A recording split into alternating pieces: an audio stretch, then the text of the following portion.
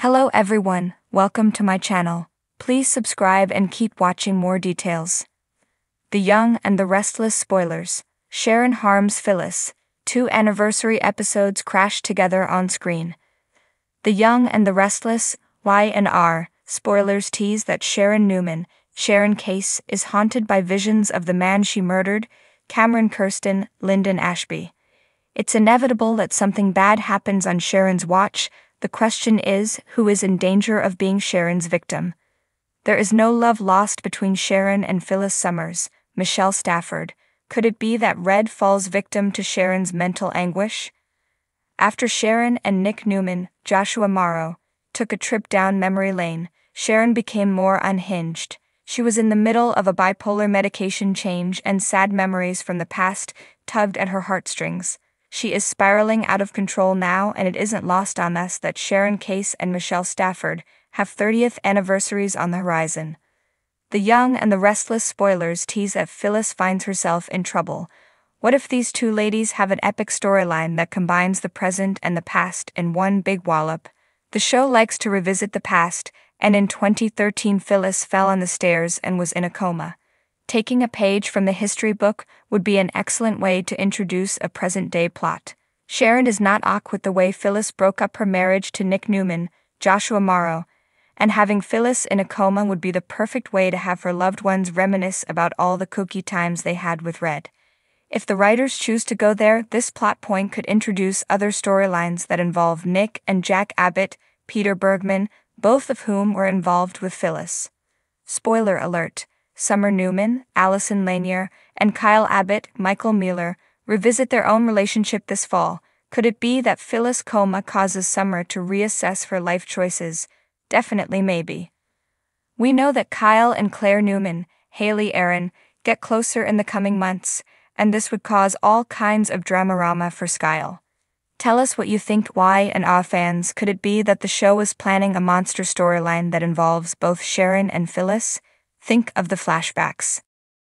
In Genoa City, the air was electric with tension, and the weight of unresolved histories pressed heavily on its residents. As the days grew shorter and the autumn breeze swept through the town, 2 significant anniversaries loomed on the horizon, events that, while seemingly separate, were about to collide in a way no one could have foreseen. It all began with Sharon Newman. Sharon had always been the epitome of grace and resilience, but beneath her calm exterior lay a woman who had faced more trials than most could bear. Over the years she had been a survivor of heartbreak, of betrayal, and even of illness. But there was one relationship that continued to haunt her, her tumultuous history with Phyllis Summers. Phyllis, fiery and unyielding, had always been Sharon's polar opposite. Where Sharon sought peace, Phyllis thrived on chaos. The 2 women had clashed countless times, their lives intertwined by love, loss, and the men they had both fought to keep. But now, as Sharon approached her wedding anniversary with Nick, she couldn't shake the feeling that something was about to go terribly wrong. Across town, Phyllis was preparing for an anniversary of her own, the day she had reclaimed her life after her coma. It was a day that marked her rebirth, her rise from the ashes after nearly losing everything. And it was a day she intended to celebrate in true Phyllis fashion, with a grand party at the Grand Phoenix, the hotel she had built from the ground up.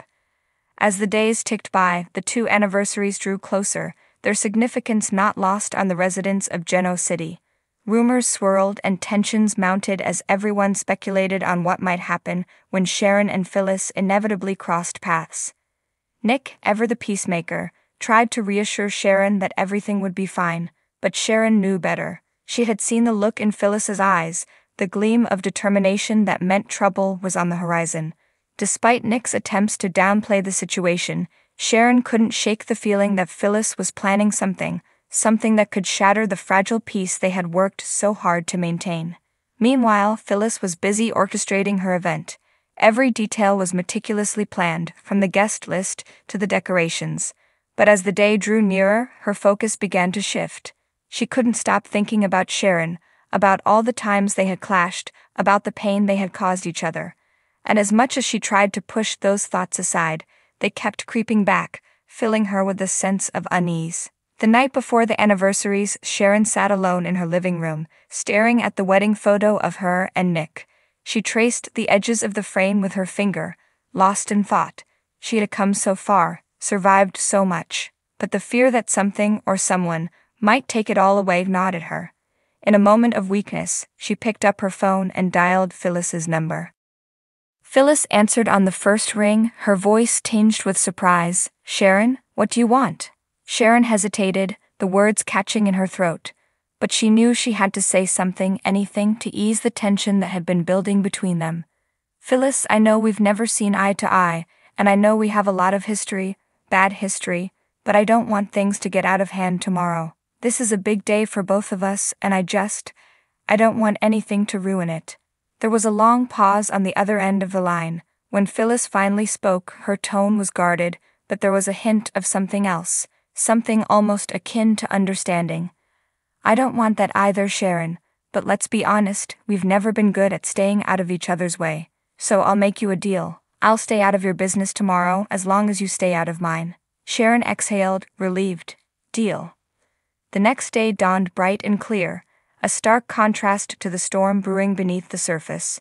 Sharon and Nick's anniversary celebration was a small, intimate affair held at Crimson Lights with close friends and family. It was a day filled with love and laughter, a testament to the strength of their relationship. But even as Sharon smiled and laughed with her guests, she couldn't shake the feeling that something was wrong. Over at the Grand Phoenix, Phyllis's party was in full swing. The who's who of Genoa City had turned out for the event, eager to celebrate Phyllis's triumph over adversity. But as the night wore on, the atmosphere began to shift. There was a tension in the air, an undercurrent of unease that no amount of champagne could drown out.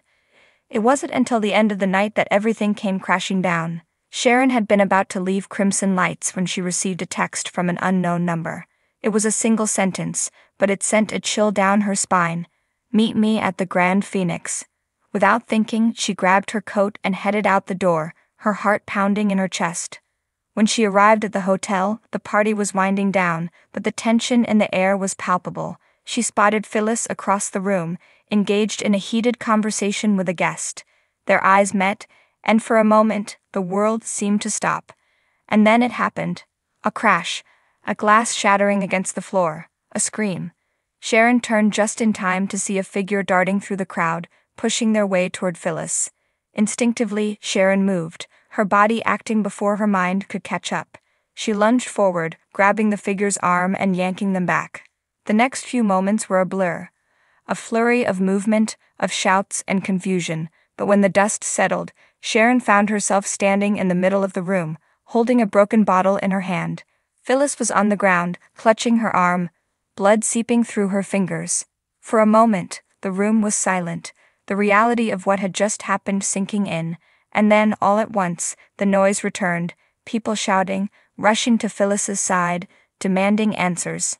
But all Sharon could do was stand there, frozen in place, the broken bottle still clutched in her hand.